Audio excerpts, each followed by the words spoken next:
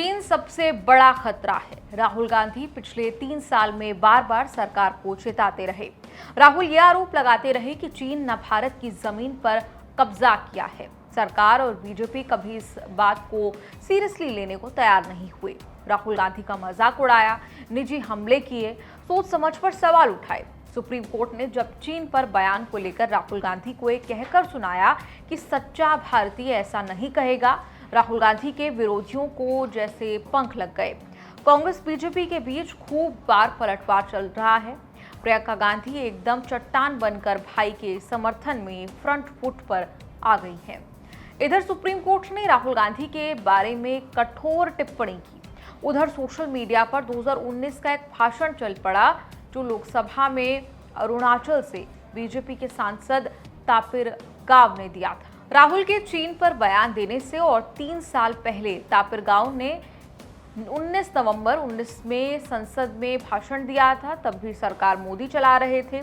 तापिर गाव ने अपनी पार्टी की सरकार को चेताया था कि अगर कहीं दूसरा डोकलाम होगा तो अरुणाचल प्रदेश में होगा। चीन ने भारतीय सीमा में 50 से 60 किलोमीटर तक कब्जा कर रखा है। चीन अरुणाचल प्रदेश में कब्जा करता है और संसद से लेकर मीडिया में इसकी कोई बात नहीं होती। ऑनरेबल स्पीकर सर, कहीं और दोगलाम होगा, ये अरुणाचल प्रदेश में दोगलाम होगा। इसलिए आज मोर देन 50-60 किलोमीटर चाइना हमारा टेरिटरी में कब्जा करके रखा है।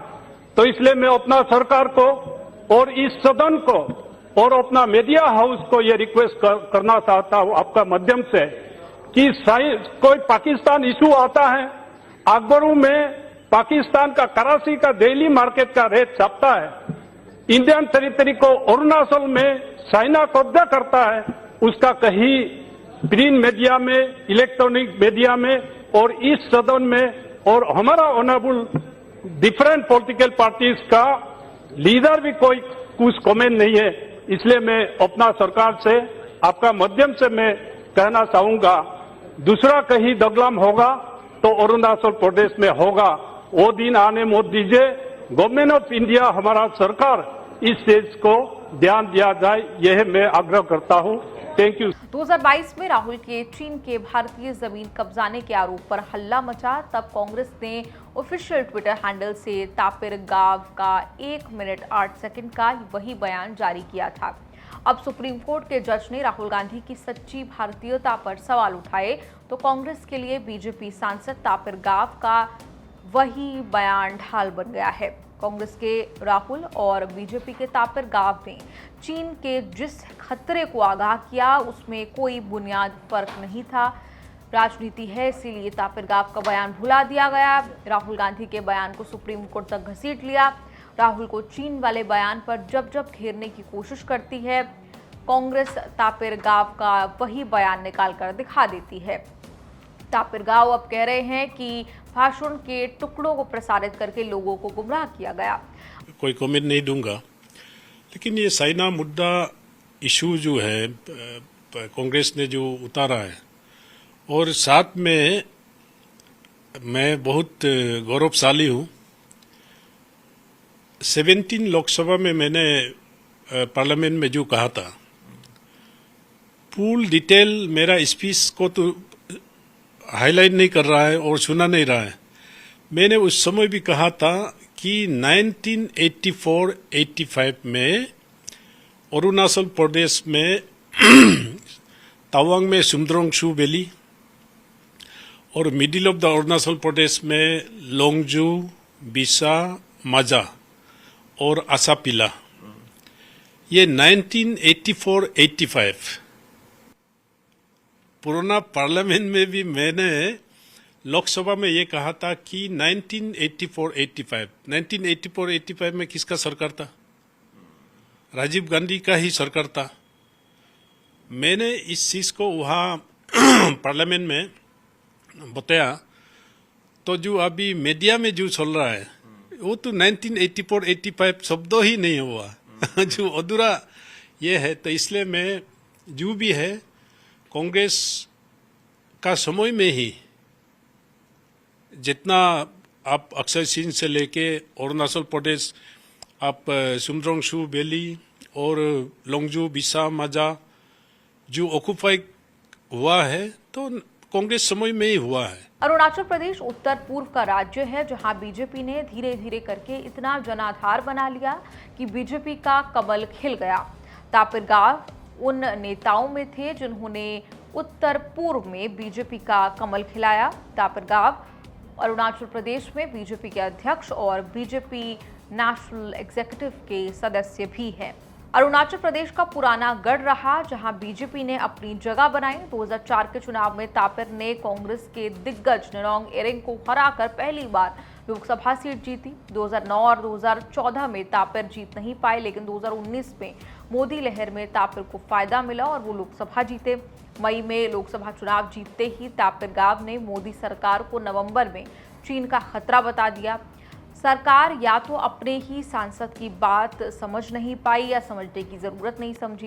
तापिर 2024 के लोकसभा चुनाव में तीसरी जीत हासिल करके सांसद बने हैं। चीन पर उनकी लाइन अक्सर राहुल गांधी से मैच खाती है।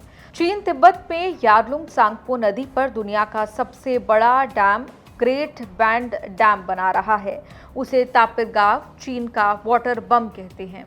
राहुल गांधी के जिस बयान को लेकर सुप्रीम कोर्ट की सुननी पड़ी, वो बयान उन्होंने 2022 दिसंबर को भारत जोड़ो यात्रा के दौरान दिया था। राहुल ने आरोप लगाया कि चीन ने 2000 वर्ग किलोमीटर भारतीय जमीन कब्जा की है, 20 भारतीय सैनिक मारे गए और हमारे सैनिकों को अरुणाचल में पीटा जा रहा है। राहुल के उसी बयान के खिलाफ बॉर्डर रोड ऑर्गेनाइजेशन के पूर्व निदेशक उदय शंकर श्रीवास्तव ने लखनऊ के एमपी-एमएलए कोर्ट में मानहानि केस दर्ज कराया। कोर्ट ने समन किया। राहुल ने समन को चुनौती दी। सुप्रीम कोर्ट के कहने पर 15 जुलाई को कोर्ट में पेश हुए तो जमानत मिली। सुप्रीम कोर्ट में जज ने सुनाया था कि राहुल संसद में क्यों नहीं बोलते, सोशल मीडिया पर क्यों बोलते हैं। इस साल 3 अप्रैल को भी राहुल गांधी ने संसद में चीन का मुद्दा उठाते हुए कहा था कि भारत के 4000 वर्ग किलोमीटर इलाके पर चीन कब्जा करके बैठा है। लेकिन आश्चर्य है कि विदेश सचिव विक्रम मिस्री चीनी राजदूत के साथ केक काट रहे थे।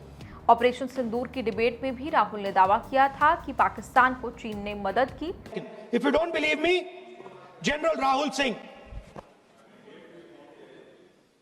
during a FICCI event, May 11th, when the DGMO level talks were going on, Pakistan actually was mentioning, we know that you such and such important vector is primed and ready for action. I would request you to perhaps pull it back. And he says, so it is very clear they were getting live battlefield inputs from China.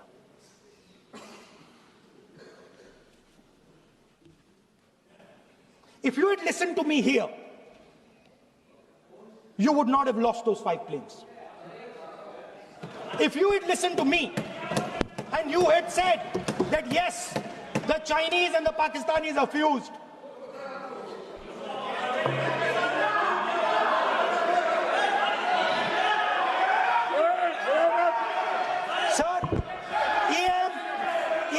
External Affairs Minister says, yesterday in his speech, he says, the two-front war concept is a very old concept. I don't know what he's talking about.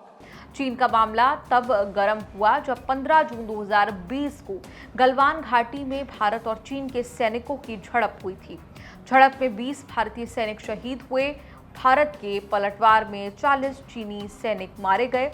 तब से राहुल चीन के खतरे को लेकर सरकार को आगाह करते रहे।